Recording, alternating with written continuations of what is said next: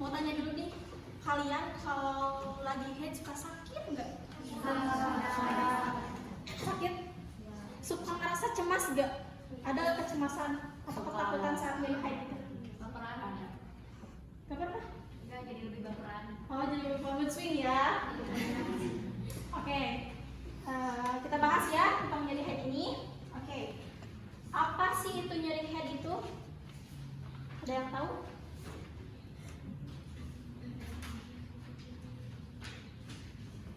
Dysmenorrhea atau nyeri head ini bisa didefinisikan sebagai apa? Ayo, ada yang bisa nggak? Ayo, Gangguan saat haid. nah, boleh, bisa. Ada lagi?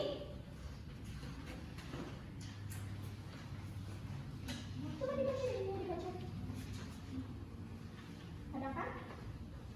Gangguan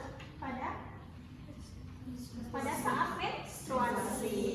Jadi biasanya dysmenorrhea ini adalah nyeri head yang berlebih saat menstruasi. Biasanya terjadi pada remaja seperti kalian.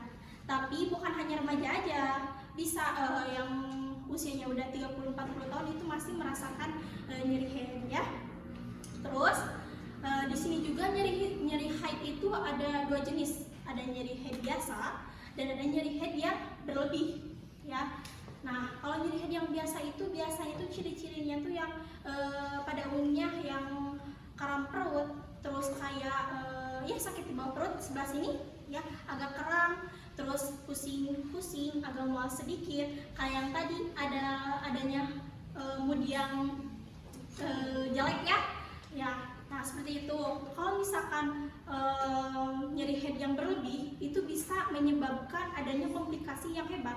Apalagi bisa menyebabkan yang namanya penyakit. Nah, penyakit itu apa? Ada yang tahu nggak? Kista apa? Kista ovarium, benar, kista ovarium. Nah, yang sedang-sedang aja lah ya, penyakitnya itu bisa infeksi rahim, pada rahim kalian bisa terinfeksi, terus infeksi kandung kemih kalian. Nah, yang paling gawat dan paling bahaya itu adalah yang tadi kista ovarium ya. Ada yang tahu nggak ovarium itu apa? Rahim. Rahim. Ayo. Sel telur. Nah, sel telur ya. Nah, ovarium ini sangat penting untuk reproduksi wanita, pinter. Nah, terus di sini juga kalian bisa baca ya, ada faktor yang memicu nyeri haid, ya. Faktor yang memicu nyeri haid di sini ada mengalami stres atau kecemasan yang berlebihan, terus adanya melakukan aktivitas yang terlalu berat, terus memiliki menstruasi yang begitu deras, terus ada juga yang sedang melakukan program diet. Nah, kalau misalkan kalian lagi haid, sebisanya kalian itu menghindari adanya stres ya, menghindari kecemasan yang berlebihan. Terus kalian kurangi aktivitas yang berat-berat ya, mesti kurangi. Terus di sini juga ada yang poin keempat itu ada sedang melakukan program diet. Kenapa program diet ini sangat mempengaruhi nyeri pada haid? Ada yang bisa menjawab? Kenapa? Yang bisa jauh nggak? Itu kan mungkin karena asupannya juga kurang, jadi bikin sakit juga gitu. Boleh, bisa karena mungkin pola hidupnya sehari-hari ya. Oke, saya jelaskan ya. Ini ya, kan yang namanya program diet itu mengurangi apa? Mengurangi apa? Lemak dalam tubuh. Nah, lemak dalam tubuh ini penting nggak sih buat tubuh kita sebenarnya? Penting. Buat apa? Ya, intinya lemak dalam tubuh kita meskipun sedikit itu sangat penting untuk membantu untuk membantu sebagai fungsi saluran di dalam tubuh kita apa namanya menjadi semakin lancar. Terus si program diet ini juga kan menghasilkan yang namanya itu tubuh kita mengecil secara tiba-tiba kan. Kalau kayak ini mah penurunan berat badan yang drastis. Nah, penurunan berat badan yang drastis ini bisa memicu yang namanya jadi pada haid, gitu ya. Terus ke belakangnya dibaca lagi, di sini juga ada penanganan pada nyeri head. Oke, penanganan pada nyeri head ini bisa dilakukan di rumah loh. So, bisa menjelaskan, bisa melakukan apa saja di rumah. Yuk, boleh, bisa. Apalagi? Boleh. Next, apalagi? Nah, boleh, bisa ya. Berarti penanganan dysmenorrhea ini bisa dilakukan di rumah apabila nyeri head ini tidak terlalu nyeri banget gitu ya. Kalau misalkan nyeri biasa itu bisa ditangani di rumah. Seperti yang pertama, memijat dan mengkompres hangat area perut yang sakit. Nih, kalau aku zaman dulu sering memakai gelas kaca atau bukan gelas, kayak botol kaca terus diisi sama air hangat terus dikompreskan ke bagian bawah perut. Nah, seperti itu. Tapi zaman sekarang kan udah ada kompres khusus ya. Jadi bisa dibeli di mana saja ya. Terus yang kedua, ada berolahraga ringan seperti bersepeda atau berjalan santai. Nah, apabila kalian lagi head, usahain kalian jangan diam di rumah saja. Usahain kalian minimal jalan santai lah sedikit ya, jangan terlalu diem di rumah gitu kan ya. Terus yang ketiga, melakukan relaksasi misalnya dengan yoga atau pilates. Kalian ngelakuin nggak? Enggak ya, tapi biasanya Gen Z sekarang nggak seperti itu ya. Paling jalan santai, olahraga ringan seperti itu ya, nggak apa-apa, bagus. Terus kalau misalkan mandi dengan air hangat apabila nyeri headnya yang sangat nyeri, itu boleh mandi air hangat. Kalau misalkan headnya sudah biasa itu nggak apa-apa, bisa dengan air dingin ya. Terus mengonsumsi suplemen yang mengandung vitamin E, vitamin B6, omega 3 dan magnesium. Jadi intinya kalian harus mengonsumsi vitamin. Nah, dan ingat kalau lagi head itu kalian tuh harus minum obat penambah darah ya. Kayak materi yang tadi ya. Kalian kalau misalkan lagi haid harus minum obat penambah darah untuk mengatasi adanya anemia yang tadi ya. Terus kalian lagi head tuh minimal makan makanannya yang seperti biji-bijian seperti kacang. Terus yang sayur-sayuran, sayur hijau yang kayak gitu ya. Nah, kacang itu kan bagusnya untuk ukuran head, betul gak? Betul ya. Terus di sini juga ada pengobatan. Dibaca ya, ada pengobatan yang sering dipakai. Tapi ini tuh pengobatannya tidak dianjurkan ya. Maksudnya dianjurkan pada headnya yang nggak deras, maksudnya yang biasa aja. Jadi head yang biasa aja. Nah, di sini tuh ada yang pertama itu obat aspirin. Obat aspirin itu minum 200 aspirin 200 mg, diminum sehari 1 sampai 3 tablet. Terus yang kedua itu ada ibuprofen 200 mg, diminum 3 sampai 4 kali 1 tablet. Terus ada sampai penama, terus ada imunotacin. Nah, sama ya, semua itu anti nyeri ya. Bisa diminum apabila kalian merasa nyeri yang hebat. Tetapi menurut saya tidak menganjurkan kalian ketergantungan dengan obat. Menurut saya kalian harus alami saja.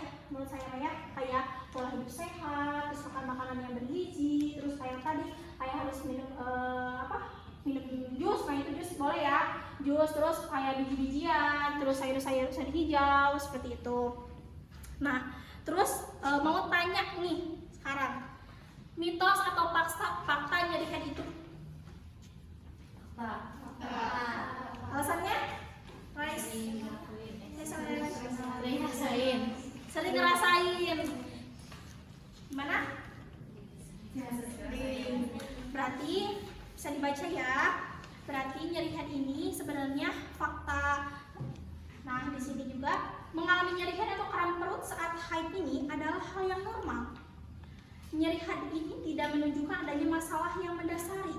Seringkali orang-orang menganggap bahwa nyeri haid ini adalah hal yang buruk.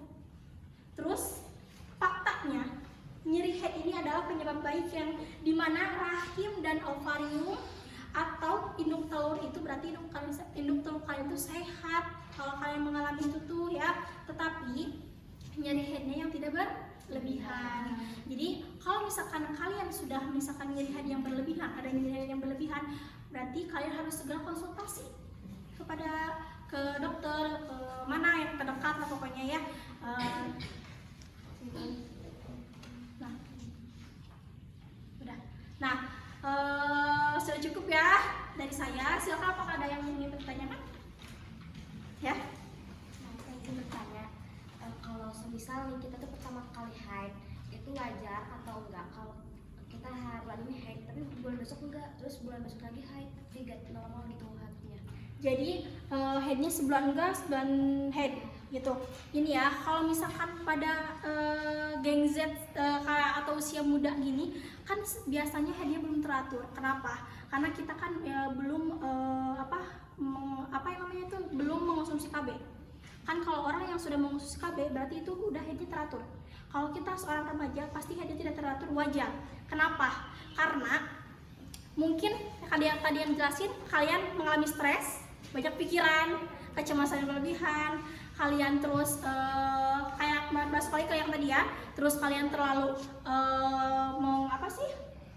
terlalu melakukan aktivitas yang terlalu berat seperti itu. Terus pola hidup kalian juga kurang sehat, bisa dari makan makanan kalian kurang, terus kalian kurang minum suplemen, bisa seperti itu ya. Gimana? Makasih ya. Ada yang tanya lagi? Situ yang bertanya, kalau saya lagi haid nih, bukan nyeri perut doang yang dirasain, tapi kayak nyeri pinggang sama pundak, itu wajar. Nah, oke. Itu hal yang wajar sekali ya. Oke, saya jelasin. Kalau nyeri haid pada umumnya itu sakitnya gejalanya itu seperti apa?